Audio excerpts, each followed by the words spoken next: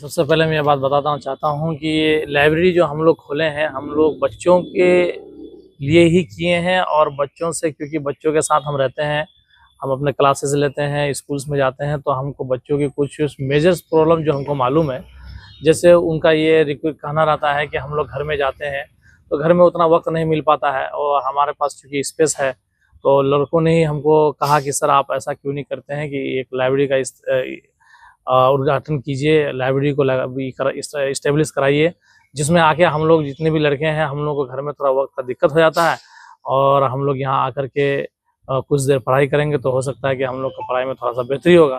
तो चीज़ों को फिर हम लोगों से मिलाए भी और थोड़ा सा मशवरा भी किए, तो लगा कि नहीं, चीज़ें तो ठीक है बच्चों के फ्यूचर के लिए और ये होना बहुत ज़रूरी है। इसलिए कि आजकल बच्चे जो है घर में पढ़ाई तो करते हैं लेकिन उतनी नहीं हो पाती है, कंसिस्टेंसी नहीं बन पाती है।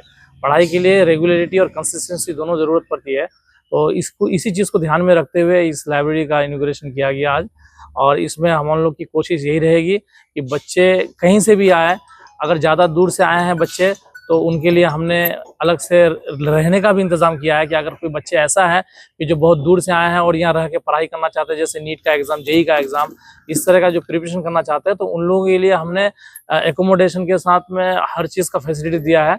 और इस तरह के अगर जो भी बच्चे होंगे तो इसी चीज़ को ध्यान में रखते हुए हमने किया है, और ताकि बेहतर से बेहतर तैयारी हो सके, क्योंकि बच्चे आजकल बाहर जा रहे हैं, जो हमारे यहाँ फैसिलिटी जब हम दे सकते हैं तो बाहर जाने की इसकी ज़रूरत नहीं है। अब सब कुछ उसको अवेलेबल यहीं पे कराया जाएगा और पढ़ाई के साथ साथ में जो डाउट्स क्लासेस हैं उसको भी क्लियर कराया जाएगा। अभी हमारी बात चल रही है आगे भी कि हम कोशिश करेंगे बच्चों को कि जो हमारे टीचर्स हैं उनको हम विजिट कराएंगे यहाँ पे, और बच्चों को पढ़ते समय अगर कुछ भी डाउट आता है तो उस डाउट को एक मतलब उसी सेम डे में उसको क्लियर कराने की कोशिश में हम लोग लगे हुए हैं, ताकि बच्चों को पढ़ाई के साथ साथ में डाउट भी क्लियर किया जा सकता है। ये सबसे बड़ा इंपॉर्टेंट चीज़ है, और इस डाउट क्लियर कराने के लिए हम बच्चों से ऐसा कोई चीज़ चार्जेस नहीं लेंगे। और लाइब्रेरी का जो नॉर्मल चार्जेस है, 3 शिफ्ट में हमारी लाइब्रेरी चलेगी। एक मॉर्निंग का शिफ्ट है और दूसरा इवनिंग का और तीसरा नाइट का, और एक कंप्लीट शिफ्ट है। तो बच्चे अगर जिसमें अवेलेबल मतलब अपना कंफर्टेबल फील करना चाहते हैं वो उसमें अपना ज्वाइन कर सकते हैं। अच्छा, कोई बच्चा अगर मॉर्निंग से लेकर इवनिंग तक, यानी पहली जो शिफ्ट है पहली से लेकर एंड तक अगर रुकना चाहे तो उसके लिए फिर क्या फीस स्ट्रक्चर है? उसके लिए सर 1500 का हमारा फीस स्ट्रक्चर है, लेकिन वो नेगोशिएबल है। अब बच्चे अगर 1500 दे ही नहीं सकते हैं तो ऐसा कोई हार्ड एंड फास्ट हमारे पास रूल नहीं है कि आपको 1500 देने से ही आपको बैठा दिया जाएगा। ऐसा हमारे साथ नहीं है और हमारी सोच भी ऐसा नहीं है। हम तो ऐसे भी सोचते हैं कि अगर बच्चे पढ़ने के लायक हैं और वो पढ़ने में इंटरेस्ट रखते हैं, अगर वो पैसा नहीं भी देंगे तो हम उनको पढ़ाएंगे।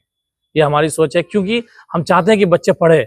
अगर ऐसे बच्चे अगर हमारे 1-2 भी अगर यहाँ से अच्छे से निकल पढ़ के कामयाब हो जाते हैं तो इससे बड़ी खुशी और क्या हो सकती है। तो पैसे माने नहीं है सर, लेकिन हाँ एक फी स्ट्रक्चर है जो हम जेन्युइन लेंगे, क्योंकि अखराजात भी हैं बहुत हमारे, और हमारे साथ यहाँ 2 स्टाफ जो रेगुलर काम करेंगे, जो इनके पीछे लगे रहेंगे, और इक्विपमेंट्स हैं कुछ थोड़ा उसके मेंटेनेंस के लिए, तो इसके लिए कुछ चार्जेस रखी गई है।